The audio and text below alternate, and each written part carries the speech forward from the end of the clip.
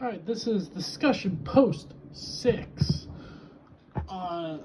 for week 7, which is weird. But anyway, so going over question 1, given what I have read and discussed in class, what has changed about my classroom management philosophy, and what has resonated with me the most about what we've learned and discussed. I believe I have gotten way better at being consistent and having clear expectations. I've been really great at building relationships all my career. It took me about 2 days with the students to feel like I had a good relationship with so many of them, understanding what they liked, what they disliked, and what was the best way to talk to them. But did I struggle with setting expectations?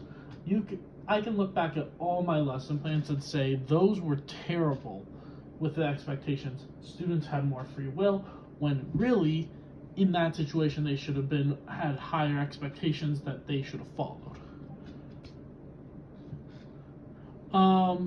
Then,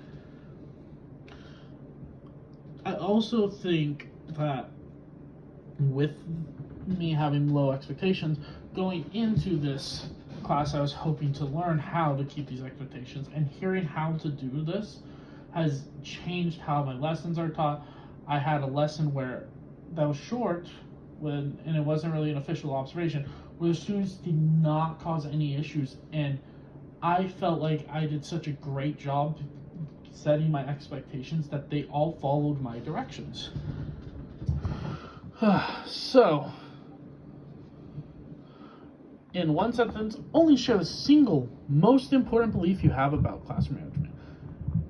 You will not have a great classroom if you do not build a strong relationship with your students.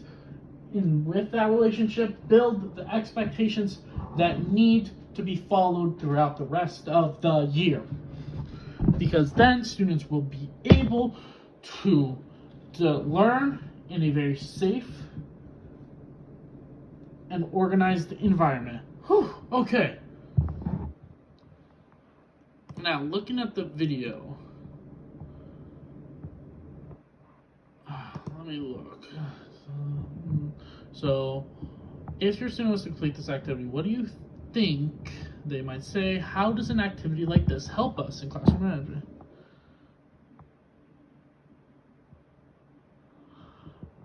I think for my students, truthfully, I would see a lot of inner workings of the classroom. One thing that I especially do not see is how they act primarily outside of the classroom. And outside of school is a huge one.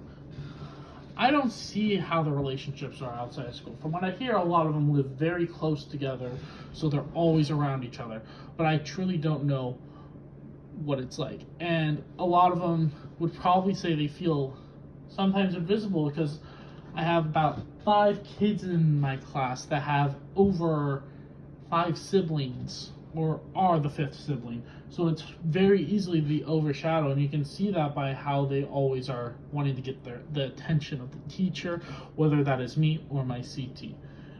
And this activity would help with my classroom management, because I'd be able to build a connection with them. If I can build a connection with them, I can help make this classroom in a way that will make the students feel like they are being seen and respected and understood, which will help decrease all this disruption and hopefully increases the overall engagement of my students. Number 4, read this article. Okay. Can you think of examples of common practices used in schools that are misused or cause harm?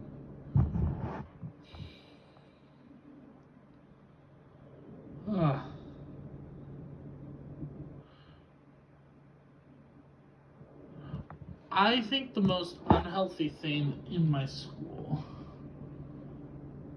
or one common school practice that I've seen be misused is behavior clip charts, where you have your students' names fully on blast, all listed on a giant chart, and it shows where they are. Like, oh, this student's doing really well, so they're going to go all the way up here in the behavior chart. And this student's been doing really bad, so we're going to put them all the way down there.